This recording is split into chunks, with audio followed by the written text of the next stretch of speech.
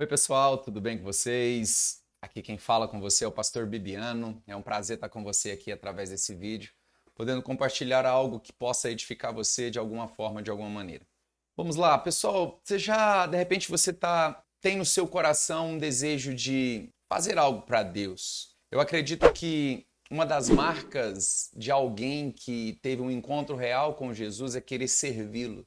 É claro que você precisa entender que o serviço não é critério de aceitação, ok? Somos aceitos por meio daquele que nos amou. Deus nos amou, somos aceitos por meio de Jesus Cristo. É muito importante a gente ter esse entendimento, por quê? Porque por mais que você deseje fazer coisas para Deus, você não pode entender o serviço, o servir, como uma moeda de aceitação diante do Senhor. Fomos aceitos por causa do sangue de Cristo. Nós somos herdeiros de Deus em Cristo Jesus. Nossa filiação é por meio de Jesus. Jesus é o meio de aceitação dos homens até Deus. Porém, é totalmente comum, no momento em que você tem uma experiência de salvação, você também desejar fazer a vontade daquele que te salvou. Talvez nesse ponto exato venha o servir. E no dia em que você nasceu de novo, que você se encontrou com Deus, que você teve essa experiência, acredite no que eu vou falar aqui. Deus colocou dentro de você tudo o que você precisa para viver um grande propósito na Terra. Nós não estamos numa caminhada, às vezes a gente pensa assim que nós estamos numa carreira cristã, ou melhor, num plano de carreira evangélico, alguma coisa do tipo, que primeiro a gente aceita Jesus, depois a gente batiza nas águas, depois a gente é batizado com o Espírito Santo, de repente eu recebo os dons e aí eu me torno um diácono numa igreja, depois eu me torno um presbítero, depois eu me torno um evangelista, até chegar num ponto mais alto dessa jornada, desse plano de carreira cristão. Não existe. A verdade é que no nosso espírito foi colocado tudo aquilo que a gente precisa no dia em que nós nascemos de novo. Ou seja, você teve um encontro real com Deus, Deus depositou dentro de você, através da natureza dele, tudo que você precisa para toda a sua carreira cristã. É claro que nós vamos ter processos de maturidade, processos de amadurecimento, nós vamos ter processos de entendimento sendo formados, mas você precisa entender que tudo já está dentro de você e esse processo de transformação de entendimento permite com aquilo que já existe em você se torne real, deixe de ser alguma coisa simplesmente dentro de um contexto internalizado e passa a ser algo visível a todos. Ninguém pode esconder uma cidade edificada sobre a montanha. E esse é um dos propósitos desse vídeo. Você entender que você já carrega dentro de você aquilo que é necessário para você viver o teu chamado, viver o teu propósito.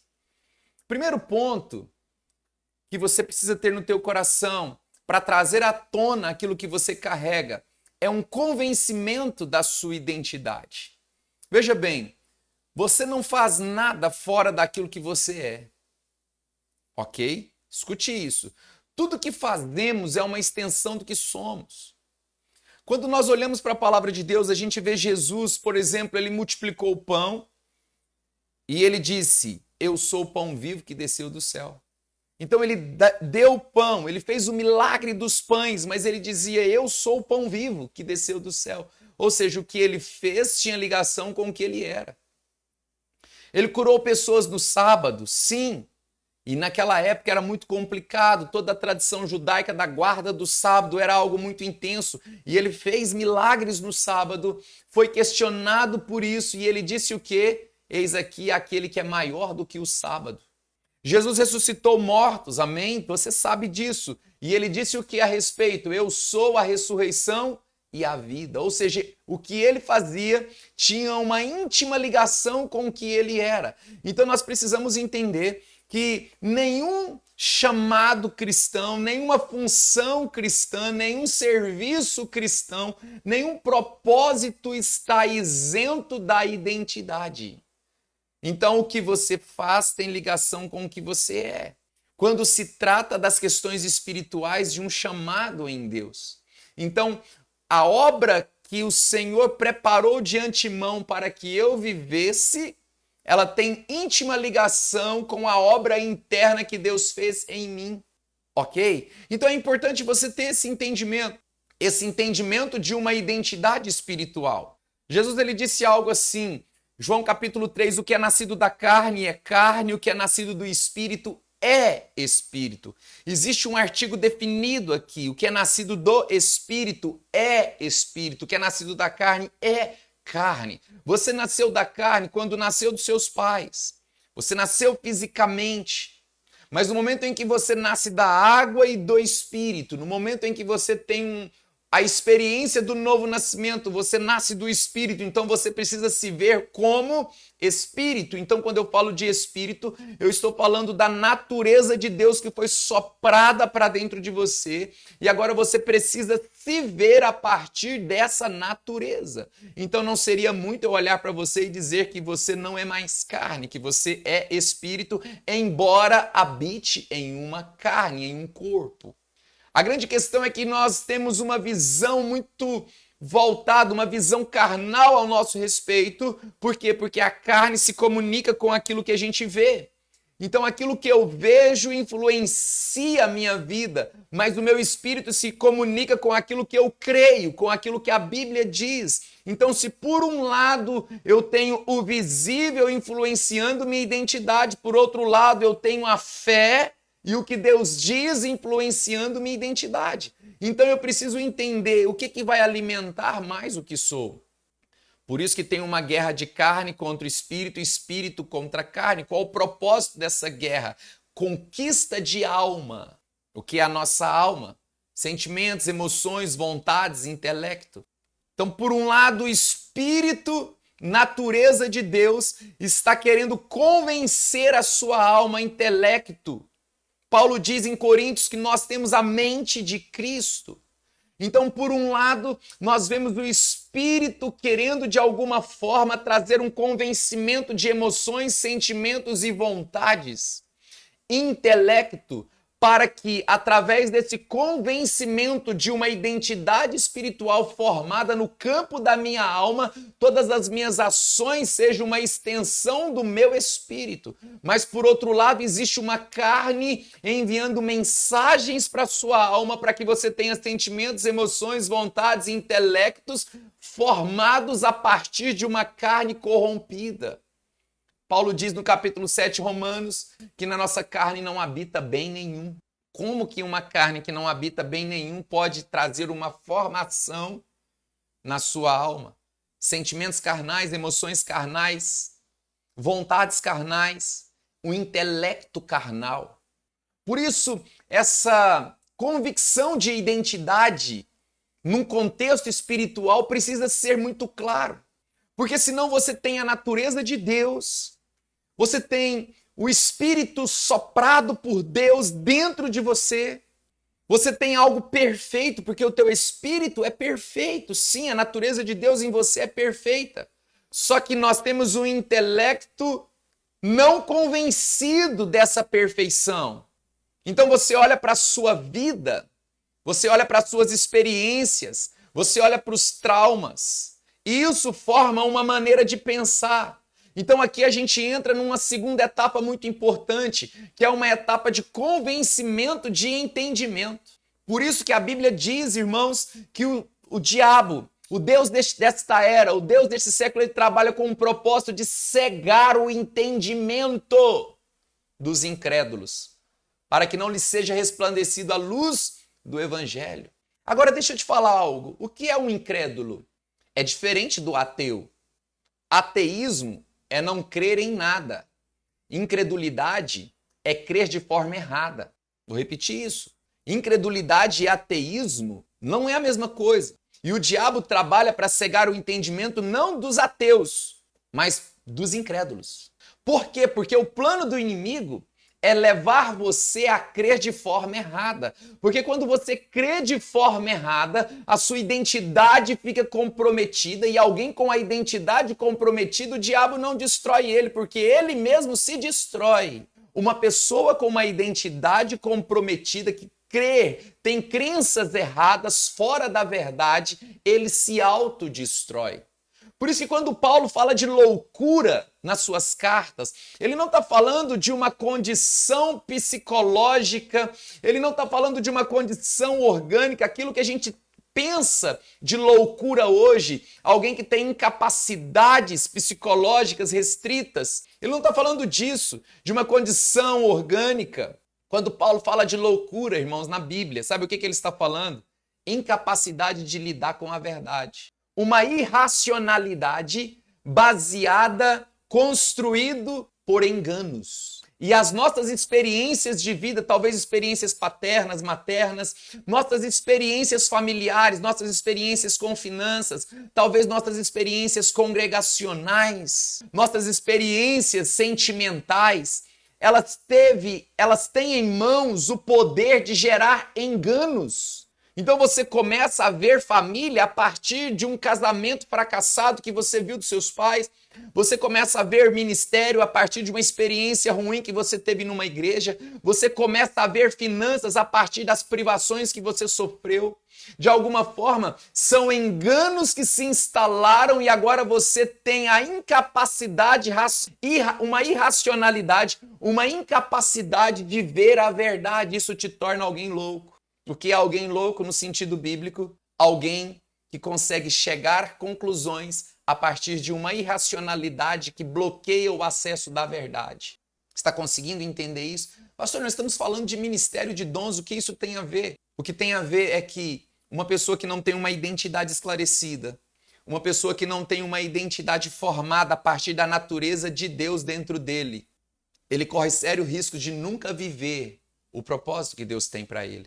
Por isso que o inimigo cega o entendimento dos incrédulos. Alguém que um dia acreditou e hoje não acredita mais. Esse é o incrédulo. Ou acreditou e hoje acredita de forma errada por causa de experiências vividas. E aí você, de alguma forma, deseja fazer alguma coisa, deseja servir a Deus, tem até uma ênfase e uma chama dentro de você, sabe? Um anseio de fazer algo, mas quando você olha para você, você talvez encontre incapacidades, você tem bloqueios, medos que foram plantados a partir das experiências que estabeleceram no seu íntimo os pontos de irracionalidade, que nada mais são do que os empecilhos que impedem a verdade de esclarecer, ou seja, para que não seja resplandecido a luz do Evangelho.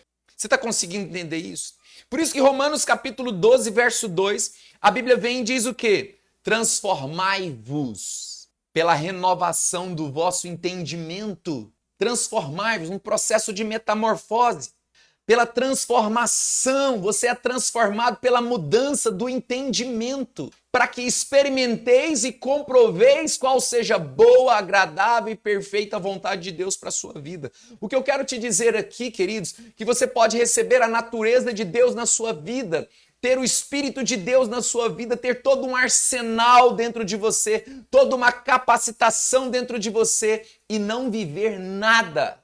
Porque o que faz essa condição entrar dentro de você é a fé. Mas o que faz você desenvolver e viver a boa, agradável e perfeita vontade de Deus é a transformação de mente. Então você recebe dentro de você um espírito curado, mas as experiências formou em você uma mente enferma. Você tem dentro de você um espírito livre. Aonde está o Espírito de Deus? Ali é a liberdade. Mas você tem uma mentalidade cativa. Você forma dentro de você, Deus coloca dentro de você um espírito próspero, mas você tem uma mente miserável. As experiências formou um padrão de pensamento. E esse padrão de pensamento bloqueia a manifestação de tudo que Deus colocou no seu espírito. Por isso que Salomão diz o quê? O que o homem pensa ser, assim ele é. Sabe, meus queridos, a gente precisa ter esses entendimentos. A gente precisa mudar algumas chaves dentro da nossa mente. Porque o que bloqueia o que Deus colocou dentro da gente não é o diabo. O que bloqueia é a nossa maneira de pensar. O que bloqueia são as experiências que formatou a nossa alma, formatou a nossa vida. E hoje tudo que você faz é extensão de uma mentalidade. Agora pensa comigo. A nossa mente, o nosso intelecto, nossas emoções, sentimentos e vontades fazem parte do campo da alma. E a nossa alma, ela existe para expressar o nosso espírito. O que é a alma? É a expressão do espírito.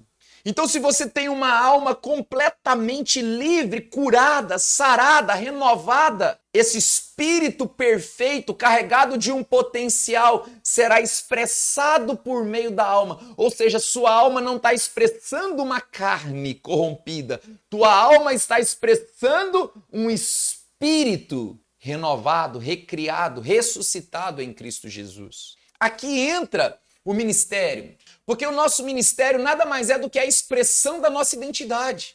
Deus nos entregou dons e os nossos dons passam por isso. Sabe, há uma enormidade de pessoas que querem servir, mas ele precisa de uma alma curada e de uma identidade definida a partir da natureza de Deus. Por isso que o plano do inimigo sempre é confundir identidade. Escute isso, preste bem atenção nisso. Ouça, lá no Éden, o que aconteceu? Quando a serpente veio conversar com Eva, Deus já tinha deixado claramente os critérios do jardim. Comerás de todos os frutos das árvores, mas do fruto da árvore do conhecimento do bem e do mal, você não vai comer, porque o dia que você comer, você vai morrer. A conversa da serpente veio, quando ela vem até Eva, ela diz assim, por que você não come? Afinal de contas é agradável, é bonito se ver, vai te dar entendimento. E o dia que você comer desse fruto, você será como Deus. A proposta da serpente foi, você será como Deus. Espera aí, queridos, pensa comigo aqui. Adão e Eva, eles não tinham caído ainda.